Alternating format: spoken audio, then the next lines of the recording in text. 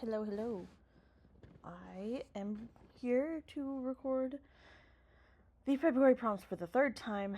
I'm doing it on my laptop instead, hence the change of scenery and the less chaotic background, because I am annoyed, because it doesn't want to ever record audio on my desktop. So, here we go. For February, we are doing bodies. If you would like to earn a horse body, you need to read a Western. If you would like to earn a wiener dog body, so like a really long doggy body, you need to read a book that's silly in some way, or be really silly, do something silly, watch a super silly movie. I don't know, I don't care. If you would like a human body, or humanoid, or whatever, you need to read a contemporary book, so contemporary romance, contemporary fiction, whatever, whatever. If you would like a balloon dog body, you need to read a book that's focused around a circus, that has a very circusy cover, set at a circus, etc. If you would like a body that is a blob, you need to read a book that is blobby. I don't know. Blobs of color on the cover. The one that I could use for this that I meant to read last month but didn't is The Vanishing Half by Britt Bennett. That's one example. Also great for Black History Month if you're in the U.S. If you would like a pear-shaped body, you need to read a book that is primarily green on the cover. If you would like an hourglass-shaped body, you need to read a book that has taken you a really long time to get to. So a TBR vet, something that had like a months-long queue on Libby that you finally got to. A book that maybe got pushed back a number of times by the author and or publisher, anything like that. If you would like to have a football-shaped body, we're talking U.S. football, you need to read a book involving sports. So sports romance, memoir by an athlete about their time playing the sport, whatever. I don't care. Sports. If you would like a circle-shaped body, you need to revisit a book that you've temporarily DNF'd. So maybe you started a book, decided it wasn't the right time, set it aside, pick it back up, revisit it, finish it this time, please. If you would like to get a square-shaped body, you need to read a square-shaped book. I don't have it handy, but one possible book is Horror Store is square enough for me, frankly. So anything that's square enough that it looks more square than rectangular is what we're talking about here. This is a great one for kids' books, for example. If you would like a body that is a long oval, so like long from like tail to head or whatever, you need to read a book that involves racing somehow. So like a memoir by a Formula One racer would work. A Formula One romance would work. I know that those exist.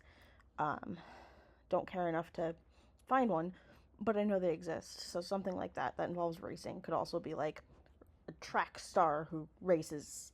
I'm sure there's probably like an Olympian who's raced in the Olympics who has something. If you would like a wide oval, you need to read a book that has a sports field as a prominent setting. So like a football romance that actually has a lot of football, for example. Can also use like ice rinks or whatever, but it needs to have like a prominent setting. It can't be like 90% smut like I've heard Heated Revelry is. It needs to actually have like that prominent setting of like some sort of sports field, arena, rink, whatever. If you would like a spiky body, you need to read a book that has a plot that's just kind of all over the place. So if you're reading a book and you're like, well, I think I'm going to use it for this, but this plot is really everywhere, here's your prompt. If you would like a body that is shaped like a pizza, you need to eat pizza while reading. It should be the majority of the book that you listen to or read while eating the pizza. So like maybe you want to listen to a kid's audio book or something while you eat a pizza at night one night. That works. It doesn't have to be the entire thing, but like preferably a really significant portion of the book while you eat pizza. If you want a body that is shaped like a drumstick, you need to read a book that heavily features or involves chicken or other fowl or has them on the cover like prominently. If you want a body that is shaped like broccoli, You need to read a book that has an edible green plant on the cover, or is about an edible green plant if you happen to have a book about the history of spinach or something. I don't know. If you want a book body that is shaped like a hexagon, you need to read a book about bees, or with bees on the cover, again, prominently. Like, they need to be obvious. They can't just be like, well, I think this speck is a bee because it's above a flower. It needs to be, like, obvious that it's bees. Or, like, bees in the title is also okay. If you want to get a pentagon-shaped body, you need to read a book that involves spies. If you want a heart-shaped body, you need to read a book that has a heart or blood on the cover. If you want a flower-shaped body, you need to read a book with like a floral design on the cover, or like, I guess it could be about flowers if you have like a non-fiction botany book that focuses entirely on flowers of some sort. That's also cool. If you want to get a triangle-shaped body, you need to read a book with pyramids on the cover, or maybe set at pyramids. Like, I know there's obviously the Egyptian pyramids, but there's also like the Mesoamerican pyramids, which are pretty cool. So, like, if those are like a really prominent setting, that would also work. If you want to get a treasure chest shaped body, you need to read a book with pirates. So they don't have to be like sea pirates. They can be like space pirates. The Martian comes to mind because Mark Watney makes a joke about space pirates. So honestly, I would personally count that. I think that would be a really funny way to interpret this. Could also be like about cyber piracy, like the problem of pirating books. Please don't pirate books. Authors rely on income, and if they don't make income, they can't write more. If you want a gift box shaped body, you need to read a book that you received as a gift. If you want a cloud shaped body, you need to flip a coin, and you can get heads, which will be a light and fluffy book, or you can get tails, which would be like a dark and stormy book. We're thinking like really atmospheric books. So like, one that comes to mind for me is The Shadow of the Wind by Carlos Ruiz Zafón. I love him. I love that book. It's one of my all-time favorites. Absolutely highly recommend. If you read that book and love it, I will be a big fan of you for at least an hour. So that is the body parts. They can be read at any time. They can be read repeatedly. You can learn the same body part 10 times. There's no limit. If you read a book last month that didn't really work for any of the head prompts, you can use one. You can be like, hey, but it worked for this body prompt. Whoa, wow, you have a body prompt. You have a body now. Like, cool, yay. I don't care. We're not tracking it. We're not policing it. Do what you will. So next up, are houses. Again, bingo board can be done anytime this year. I really don't care when you do it. I recommend doing it sooner than later, and I do recommend putting your best effort into doing it. You only need to read 3 of the 9. You just need 1 bingo. If you're really a sadist or really masochistic, you can do the 4 corners bingo as well. But you just need to get a bingo, and then voila, you've unlocked the ability to build a house. I highly recommend it. We do have a plan for the houses in November that you're going to want a house if you can, because the more houses we have, the better. So February is the first month that we can build rooms for our houses for anyone who's unlocked them. If you have not unlocked them, you cannot do these prompts yet.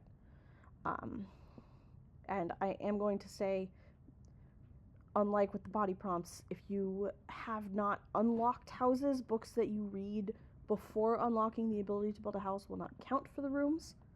So if you want to build a house and you realize that, you need to unlock it, and then anything you read after you've unlocked it will count. You can only use a book that you read for either a body part or a room unless some sort of reward is given to you by your team on your familiar team. If you don't have a familiar, you have until I finish my familiar book, which is taking me a little while. Sorry. So houses, let's get into the prompts real quick, because there's a few of those. So if you want to build a living room for your house, you need to read a book with found family. If you want to build a dining room for your house, you need to read a book with food. It could be food on the cover, but it has to be like obvious food. It can't just be like tiny little things. It needs to be like food, like visible food. God damn it. Claire is responsible for this one. If you want a kitchen, I don't know if I can do this justice, but soup! Roll a d6. Claire will tell you what to do next. Don't involve me. I don't care. I'm not involved in this. This is all Claire. If you want a bathroom, they wrote fresh as a daisy. I don't really know how you want to interpret that. I guess maybe lots of daisies on the cover, or maybe just a book that smells like really clean and like brand new. Maybe it's a new release. There's some ideas. That's how I would go. I'd probably do like a new release. If you want to build a bedroom, you need to read a boring book or a book that like puts you to sleep. And I am not allowing DNFs on this one. Finish it. Fall asleep 5 times. I don't care. Read the book. I technically would prefer if you actually finished the books in all instances, honestly. But that one definitely we're not allowing DNFs. If you would like to build a hallway, you need to read a book that you see on Book Talk, BookTube, Bookstagram, whatever book social media, a book that you see there. We're not going to know if you have a book in mind and you scroll until you find it. Like, just read a book. And then the final one is if you want to build a basement, you need to make a list of books that scare you to read, and then you need to ask one of the receptionists to pick your book. The receptionists are myself, and then Halb, Claire, Rin, Eagle, and Emma. In a pinch, you can ask Shelby to pick, but she's not technically a receptionist. So, you could also try and grab one of the OG receptionists, like Amy or Paige or Ren if they're around, but I highly doubt they're going to be super responsive, so, and they'd probably be really confused because they're not involved in any of this anymore. But, yeah. So, one of us, in a pinch, Shelby, but she's not technically a receptionist, so. Yeah, those are your prompts. Again, familiars, you have until, I'm basically going to give like a 24-hour warning on when familiar claiming is closing, based off of when I finish my own book from my familiar. Familiars have been tagged in the Discord and announced, so if you want to know who is what familiar, then you need to be in the Discord, and you need to check in there, and you need to claim your familiar there, and then you can have all of the information and all of the bonuses and rewards and whatever. What we're going to be doing is each month, the team leader for each familiar team will spin a wheel. The wheel has challenges and reward/bonuses, and so depending on what we get, we will then announce it in our team chat, and you will then be able to use that. You should use that. Like, you should take advantage of that, especially since some of them are kind of worded to be obligatory-ish. So that's how that's working. You can build multiple of every type of room. You can have multiple of any type of body part. Do whatever you want. Again, we are not logging books specifically because that's a lot of work, and I'm not doing that. But I think that's everything I have for you for this month. Sorry this is so late. The audio was not recording on my desktop, so this is what you get. Okay, bye.